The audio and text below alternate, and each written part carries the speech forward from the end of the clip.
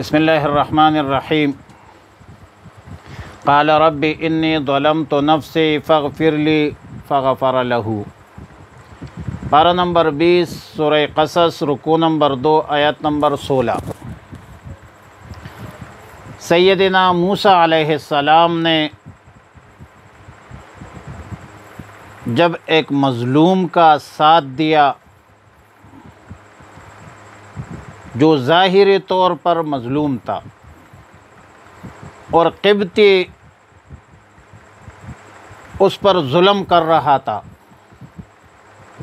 تو موسیٰ علیہ السلام نے قبطی کو مکہ مارا، لیکن یہ بدبخت قبطی ایک ہی مکہ سے مر گیا۔ تو ظاہر ہے کہ حضرت موسیٰ علیہ السلام پیغمبر تھا، نادم ہو کر فرمایا ربی انی ظلمت نفسی۔ آیات کا حاصل یہ ہے کہ اس قبطی کا قتل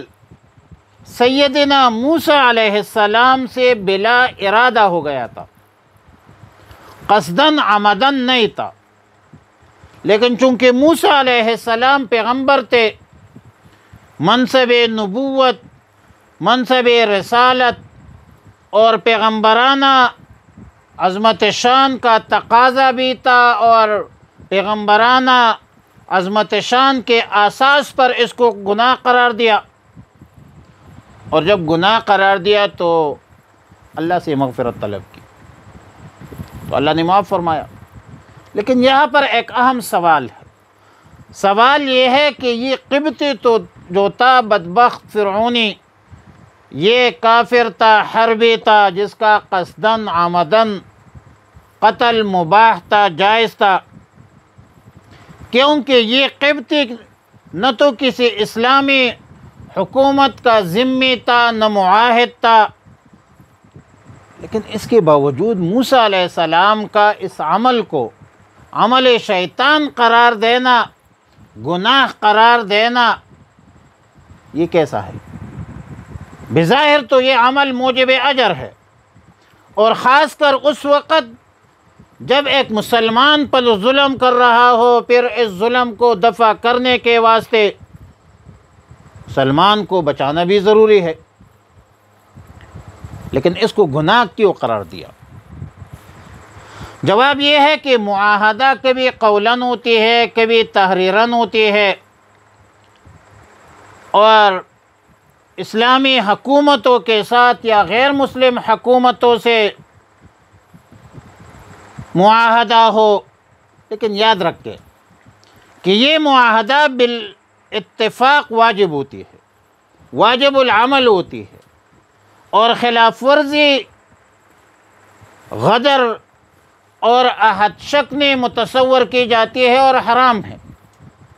اس طرح ایک عملی معاہدہ ہے، یہ معاہدے کا ایک قسم ہے جس کے پابندی لازمی ہے اور خلاف ورزی عہد شکنی کے مترادف ہے۔ عملی معاہدہ کی صورت یہ ہوگی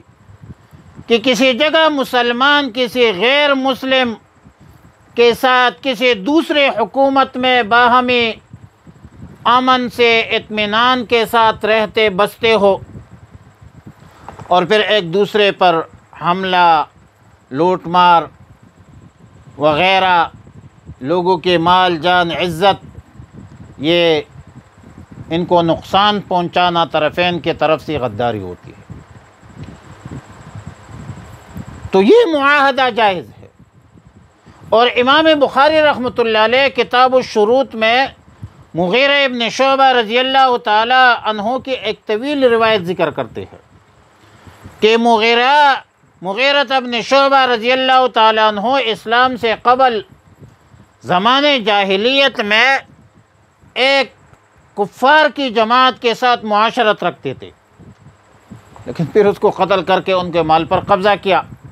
رسول اللہ مسلمان ہونے کے بعد رسول اللہ صلی اللہ علیہ وسلم کی خدمت میں حاضر ہوا، مسلمان بھی ہو گیا، اور جو مال لیا تھا وہ بھی رسول اللہ صلی اللہ علیہ وسلم کی خدمت میں پیش کی۔ تو رسول اللہ صلی اللہ علیہ وسلم نے فرمایا اما الاسلام فاقبلوا وَأَمَّا الْمَالُ فَلَسْتُ مِنْهُ فِي شَيْءٍ، یہ بخاری کی روایت ہے۔ اور ابو داؤد شریف کی روایت میں ہے کہ وَأَمَّا الْمَالُ فَمَالُ عُذْرٍ لَا حَاجَةَ لَنَا فِيهِ، مطلب یہ ہے کہ آپ کے اسلام کو تو قبول کرتے ہیں، آپ مسلمان ہیں، لیکن یہ مال ہم قبول نہیں کرتے، کیونکہ یہ غدر اور عہد شکنی کا مال ہے۔ غدر، دھوکہ بازی کے مال ہم قبول نہیں کرتے۔ معلوم ہوتا ہے کہ حالت امن میں کفار کے مال کو کفار کے مال کا لوٹ مار حلال نہیں ہے، ناجائز ہے، یہ عملی معاہدہ کی خلاف ورزی ہے۔ اور علامہ قسطلانی نے شرح بخاری میں لکھا ہے کہ ان اموال المشرکین ان كانت مغنومۃ عند القہر فلا تحل اخذها عند الامن، لہذا موسیٰ علیہ السلام کے واقعہ میں قبطی کا قتل عملی معاہدہ کی خلاف ورزی ضرور تھی۔ اگرچہ موسیٰ علیہ السلام نے قصداً عمداً مارا نہیں تھا، لیکن موسیٰ علیہ السلام کو احساس ضرور تھا کہ میرا یہ عمل درست نہیں تھا۔ اور بعض مفسرین کا قول ہے کہ قبطی کا قتل اگرچہ مباح تھا، مگر انبیاء علیہم السلام مباحات پر بھی اس وقت تک اقدام نہیں کرتے جب تک اللہ رب العالمین کی طرف سے خصوصی اجازت نہیں ملی ہو، اور موسیٰ علیہ السلام خصوصی اجازت کی انتظار کی بغیر یہ اقدام فرمایا، اور اس لیے اس کو گناہ سمجھا اور فرمایا ربی، اے میرے رب، انی ظلمت نفسی، میں نے ظلم کیا ہے اپنی جان پر، فاغفر لی، بس مجھے معاف کیجئے، فغفر لہ، تو معاف کر دیا اللہ نے اس کو، انہ، بے شک اللہ رب العالمین، هو الغفور، بخشنے والا ہے، الرحیم، رحم والا ہے۔ وصلی اللہ علی النبی الامی الکریم وعلی آلہ وصحبہ اجمعین۔